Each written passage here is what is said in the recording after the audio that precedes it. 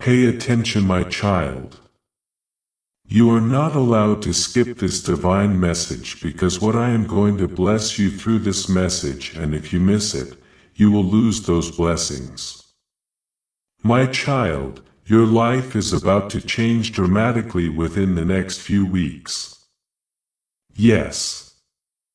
And this change will be like never before. And it will change your life in an irreversible way. I am going to reveal about 3 major changes coming in your life, and you should pay attention completely. Child, you must still yourself. Lay down the weight of your distractions and silence the noise around you. I, the Lord your God, am speaking. Do not let the gravity of my voice pass you like a whisper on the wind. This is not a suggestion. This is a divine call, a sacred appointment in eternity. I have summoned you to this moment, and no moment after it will be the same. There is a stirring in the heavens on your behalf, and nothing can stop what I have begun. Even now, as you hear these words, angelic hosts are aligning with my will, preparing the atmosphere of your life to receive what you have not even dared to hope for. I do not operate in mere coincidence or chance. I work through purpose, design, and covenant. And my covenant with you is unbreakable. You must understand that I have seen what you cannot see. I have stood in your future while you trembled in your present. I have counted your tears and measured your pain, not to shame you, but to redeem every drop of suffering and every second of sorrow. None of it was wasted. It was all a preparation for glory. Now listen, there are 3 monumental shifts about to enter your life. They are not small tremors. They are foundational transformations. You are not waiting for them. And they are waiting for you to be ready. And this moment of readiness is now. The first change will be in your identity. You will no longer see yourself through the lens of your trauma, failure, or fear. I am stripping away every false label the world has placed upon you. The names they called you, the roles you settled into, the masks you wore to survive, these are falling away. I am giving you a new name, one that comes from my mouth, not theirs. You will wake up with clarity. You will see yourself not as broken but beloved, not as abandoned, but appointed. No more will you shrink in the presence of others. For my spirit will rise within you like a fire that cannot be hidden. You will walk differently. You will speak with authority you did not know you possessed. The enemy tried to mute you with shame, but I have unlocked your voice with truth. You will become a vessel of my word, my light, and my compassion. Others will marvel not at you, but at me through you. The past that tried to bury you will now be the soil from which your greatest purpose will bloom. The second change, my child, will be in your provision. I am not a God of lack. I am not limited by your bank account, your resume, your education, or your environment. I do not bless according to human systems. I bless according to my kingdom. And in my kingdom, you are not in deficit. You are in inheritance. You have lived too long with just enough. Now I am opening the windows of heaven. Yes, I said windows plural. Not one stream, but many. I am raising people to bless you who do not even know your name yet. I am stirring hearts to be generous to you without knowing why. The wealth that was hidden from you is now being unveiled. And what once seemed unreachable will come looking for you. Do not be afraid of abundance. You were not made to struggle eternally. I will teach you how to steward what I give you. Your hands will not only receive, they will give. You will be a blessing distribution center. Channels of hope and help will flow through your life into others. You will not just survive, you will build, plant, restore, and renew. I will give you business ideas, investments, partnerships, and creative blueprints that cannot fail because they are not born from man's mind, but from my spirit. Now listen carefully. The third change coming to your life is in your relationships. I am doing a deep cleansing of your inner circle. Not everyone around you was sent by me. Some were distractions. Some were assignments from the enemy, and some were simply for a season that has now expired. I know it will be painful to let go, but you must trust me. I remove to replace. I prune to grow. What you thought was love was often a counterfeit, a shadow of the real connection I desire for you. I am sending divine connections into your life. People who carry my spirit, people who speak truth, people who will not compete with you but complete the work I've assigned to you. There will be alignment, spiritual, emotional, and practical. For some of you, yes, even the longing for covenant companionship shall be fulfilled. I see that ache in your heart. It was not placed there to torment you. It was placed there to prepare you for someone I am also preparing for you. No more will you chase love that costs your peace. No more will you beg for attention, affection, or loyalty. What I am bringing is pure, intentional, and secure. It will not harm you. It will not use you. It will not confuse you. You will know because my peace will be wrapped around it like a garment. My child, do not worry about how these changes will happen. Do not try to orchestrate or manipulate. Your job is not to control. Your job is to obey. Align your life with my word. Position your heart in surrender. Speak what I say. Walk where I lead. I will do the rest. You must be ready for some shaking because anything not rooted in me will be shaken loose. Some doors will slam shut and you must not mourn them.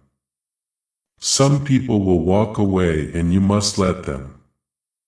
Some plans will collapse and you must not try to rebuild them. I am the master builder and I am building something entirely new. I have not called you to comfort. I have called you to glory. I have not called you to popularity. I have called you to purpose. You may not be understood. You may not be applauded. But you will be anointed. And that anointing will open what no man can shut. It will heal what doctors could not fix. It will restore what years of effort could not touch. There is a reason for the warfare you faced. The enemy saw this moment coming before you did. He tried to break you before you broke through. He tried to bury you before you bloomed. But he failed because I never left your side. When you were at your lowest, I was closer than your breath. When you had no strength left, my strength sustained you. When you doubted yourself, I never doubted you.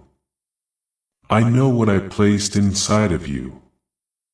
And now is the time for it to come forth. Let me be clear.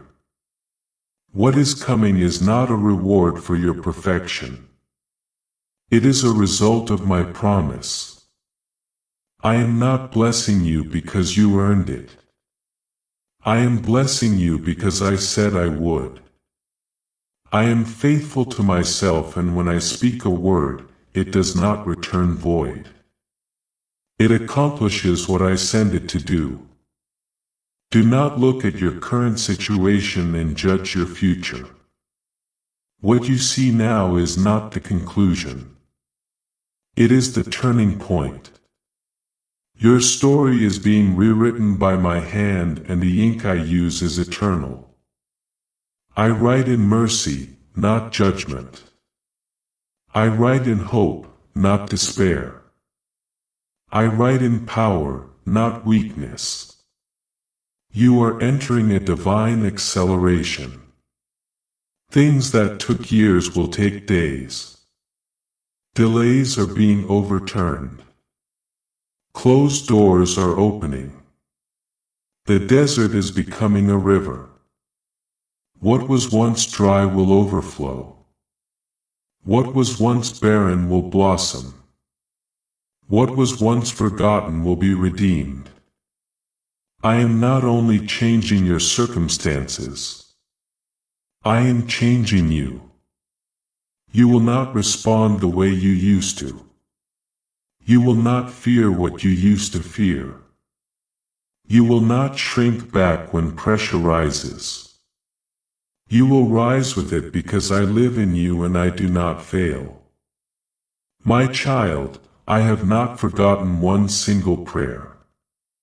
Even the ones you whispered when no one was watching. Oh, even the ones drenched in tears and silence. I caught them all. They came before me like incense. And now the answer is on its way. Not always in the form you expected, but in the form you need to be prepared for surprises. I love to astonish my children. I love to show up in ways that silence the doubters and confound the wise. I will vindicate you not by revenge but by revelation. I will show them who you are by showing them who I am in you. But remember, with great blessing comes great responsibility. Stay humble. Stay surrendered. Stay in awe. Do not let pride take root. Do not idolize the gift over the giver. I am your source always. Keep your eyes on me and I will take you where no map could lead. Look back and remember those who have gone before you. Learn from their journey, for their stories are not just ancient tales. They are living testimonies. The same spirit that moved in them moves in you. The same fire that purified them will purify you. And the same hand that brought them through will bring you through. Consider Abraham, the father of faith. When I called him, he did not even know where he was going. I told him to leave everything familiar, his homeland, his kindred, his father's house, and walk into the unknown. And he obeyed. That obedience cost him comfort, cost him clarity, but it brought him covenant. For years he walked with nothing but a promise in his heart and stars in the sky as confirmation. People mocked him. Time tested him. Even his own body betrayed him as age crept in. And the promise of a son seemed impossible. But I am the God who does not lie. I gave him Isaac, the son of laughter, the child of destiny. And when I asked Abraham to lay that promise down on the altar, he did not withhold him. That was the moment of true revival because he showed me that nothing, not even my own gifts, would replace me in his heart. Remember Joseph the dreamer? I gave him visions of greatness. Yet before the palace, he found the pit. His own brothers betrayed him. He was sold, stripped, slandered, and imprisoned. But even in prison, I was with him. Even in the darkness, I refined his heart. I tested his character and grew his wisdom.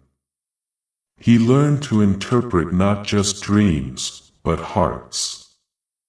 When the time was right, I lifted him in a single day from the dungeon to the throne. Child, hear me. The delay is not the denial, it is the development. When Joseph stood in front of his brothers, no longer a boy, but a ruler, he did not seek revenge. He saw my hand in every moment of suffering. That is revival. Not just rising up, but rising up changed. I think of Moses raised in a palace, but born for a mountain. He ran from his calling, tried to bury his purpose under the sands of shame. For 40 years, he tended sheep in obscurity, believing he had been disqualified.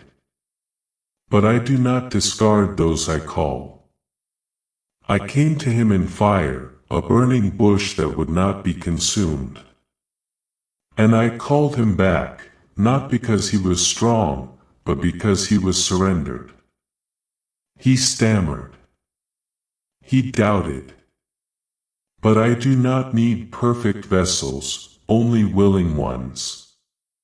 Through him, my parted seas, humbled empires, and delivered my people.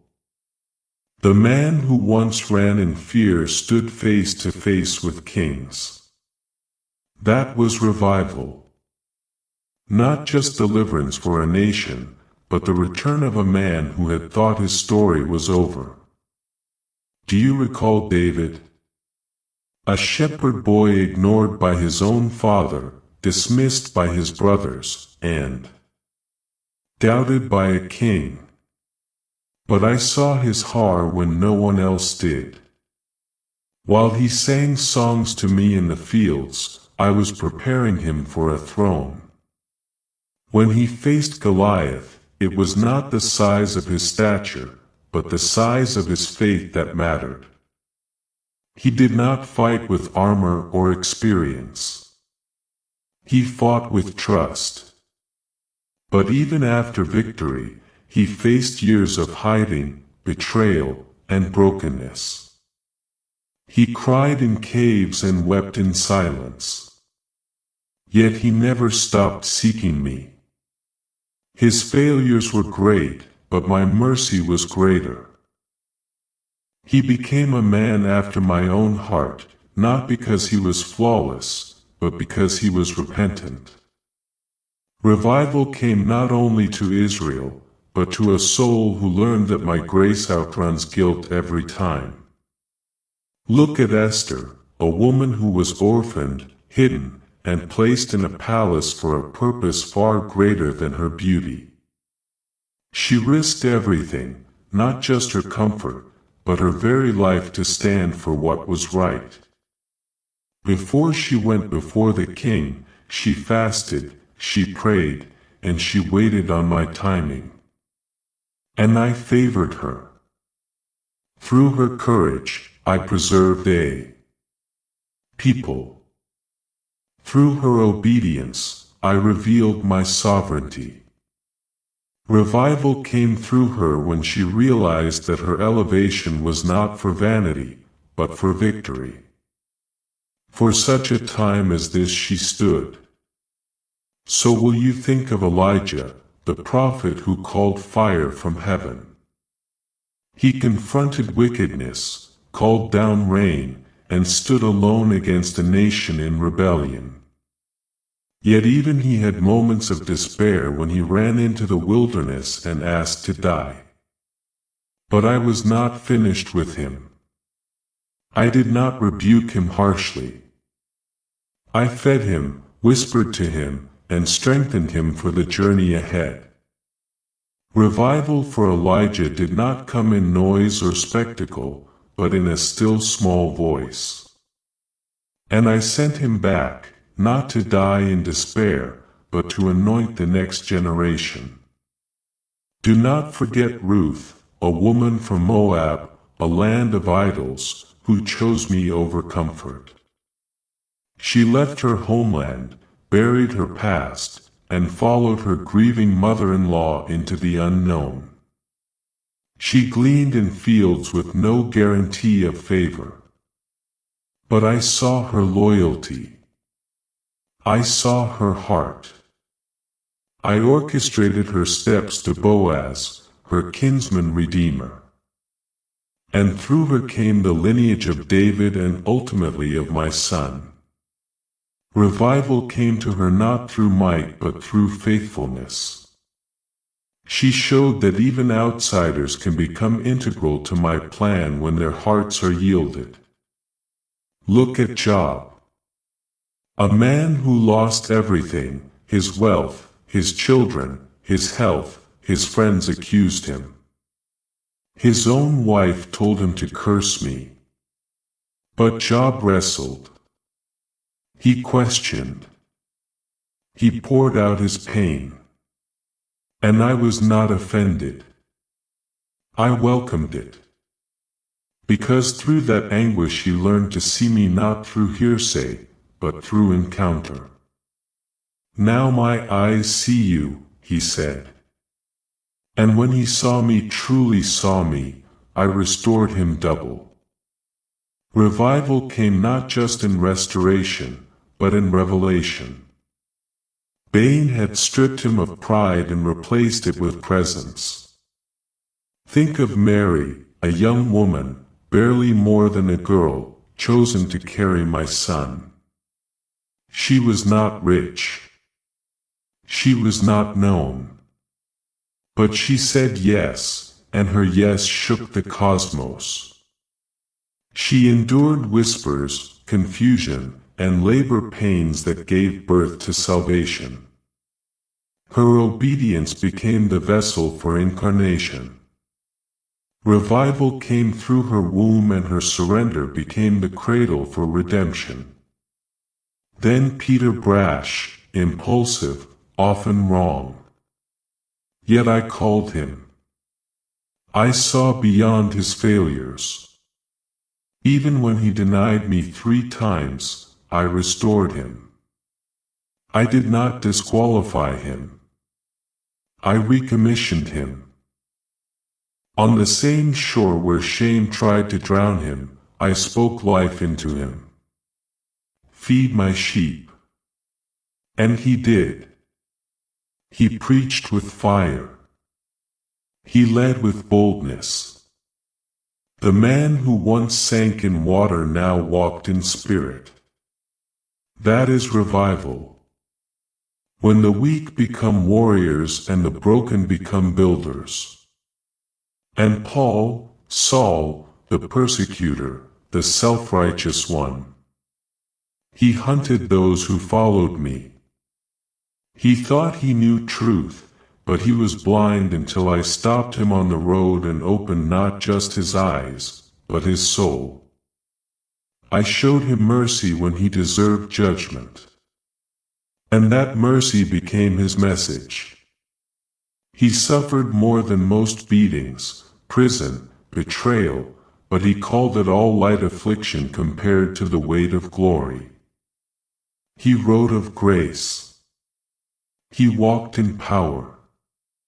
He finished his race with joy. His revival began with surrender and it never stopped. Now hear me. All these lives were not easy. They were marked by transition, pain, waiting, and sacrifice. But in each one, I was shaping a vessel that could carry my glory. None of them were perfect. None of them were without fear or doubt. But all of them trusted me more than their circumstances. And because of that, I could use them beyond their imagination. Do you not see the pattern? I am the same yesterday, today, and forever. I do not change. What I did for them, I am doing for you. The fire that refined them is refining you. The wilderness that taught them is teaching you. The promise that sustained them will sustain you. You are not forgotten in your season of waiting. You are not overlooked in your struggle. I am not punishing you. I am preparing you. I am not ignoring your cries. I am answering them in a higher way. What feels like silence is actually the sound of me working behind the veil. I am raising you up in the spirit of those who came before. There is a reason you feel the pull. There is a reason you cannot settle for average. You were born for more. The anointing on your life is not cheap. It was formed in the furnace. And just like I walked with Shadrach, Meshach, and Abednego in the fire, I am walking with you. You will not be burned. You will come out without even the smell of smoke. Child, the revival I am bringing in you will not just touch your life. It will overflow. You will become a lighthouse to others who are drowning. You will carry oil that heals wounds. You will speak words that break chains. You will shift atmospheres simply by showing up because you carry me. But never forget, revival is not about noise, emotion, or outward show. Revival is about hearts turned fully to me. It is when dead things come alive. When cold hearts burn again, when idols fall and truth stands, that is what I am doing in you. Not a momentary fire, but an unquenchable flame. Your name is written in my book.